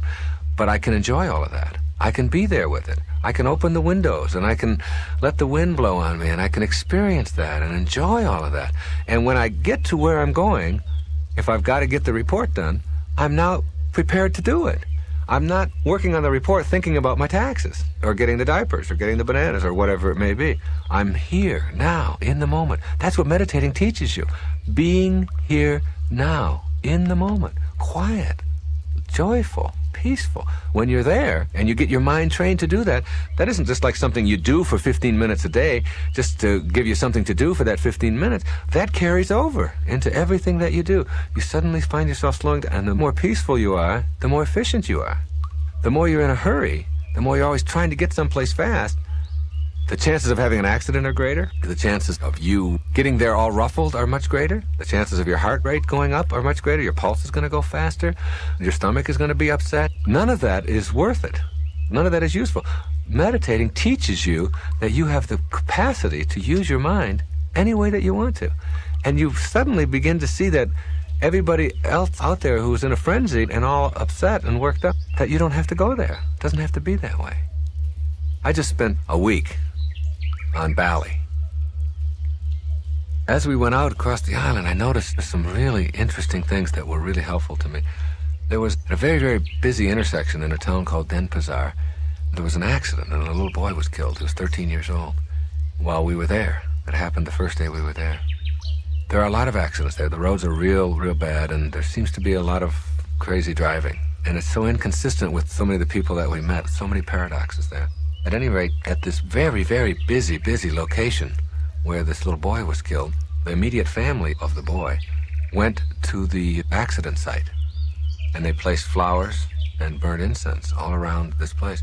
And they sat there in the middle of the intersection for 3 days, 72 hours, 3 solid days, praying for the soul of this little boy. And not once did you hear a horn. And not once did you hear anybody screaming and yelling, get out of the way. This was a very, very spiritual place, just unbelievably like that. We went into homes where people had 10 and 11 children, and they had 3 huts where they would sleep. And I took my children in there with me. They would sleep on these like matted floors. And with 11 children in these little huts, there was almost no noise. And there's a quietness about the people. They're really attached to nature. They're very close to God in whatever that means. Every home on the island has a temple. No matter how small it is, they have a little temple in the back. And when you go into the temple, you have to wrap something around your waist to remind you to leave the physical world behind and just enter there, only spirit, only thought. My wife and I had almost a spiritual experience of being there, of realizing that we don't need any more. We think we need more. We're always trying to get more. Not just us, but I mean, I'm talking about all of us here in the Western world. We sort of believe that our happiness and fulfillment is dependent upon accumulating more and getting more. And we saw all these people who had so little, and yet they were so close to nature. They were so close to God. It was almost like God was right there with them. Healthy, beautiful-looking people. It was astonishing when I flew out of there. Because when I first arrived there, I had just been on a 5-city tour of Australia, speaking to large crowds and all of that. And it took me 2 days of wanting to leave Bali. I'd always wanted to get there. And there I was, and I wanted to leave because I wanted more of the helter-skelter, the rush that I had been accustomed to in Australia, taking me every place, limousines, and having people take care of everything for you, and thousands of people listening and selling books and the whole thing. All of a sudden, all of that was gone. And it was like I couldn't adjust. And finally, by the 3rd day, I realized that I got to stay here. Just stay with it. Just go with it. And that's when I got out into the island and stayed there. Only stayed there a week. Flew out of there, went to Hong Kong for a couple of days, and then flew back to San Francisco. And when I got into San Francisco, I was just struck by what's going on in this country. And I've lived here all my life. And all the time in Bali, not one person did I ever see who was anything other than a perfect, beautiful specimen physically. Not once did I see any, and I saw thousands and thousands of people. I made a point to go into their homes and get way out into the boondocks. When I got on the airplane, people were walking by, and most of the people were overweight on the plane. Not fat, enormous, corpulent. Their faces looked flushed, and they didn't make eye contact with you like they did there. They were huffing and puffing in the land of plenty. And you know what it is? It's when you have so much, you have a tendency to look in each other's wallet instead of each other's eyes. That's what happened. It's like it chokes me up just to think about it. We're always looking in each other's wallets. We're always saying, how much do you have? And how much do you have? And how much of yours can I get? And I'm going to get yours before you get mine. And we're a whole culture of people like that. And when you have so many, you can't look in people's eyes. You can't look there and see, the joy and the love and the humanity. And that's all there is. That's all we have. We've gotten past all of that. We would call that country uncivilized. We would call that country barren. And these are like naked savages, perhaps. And yet we could use a lot of that. We really could. We've got to stop looking at each other's pocketbooks and get back to looking in each other's eyes.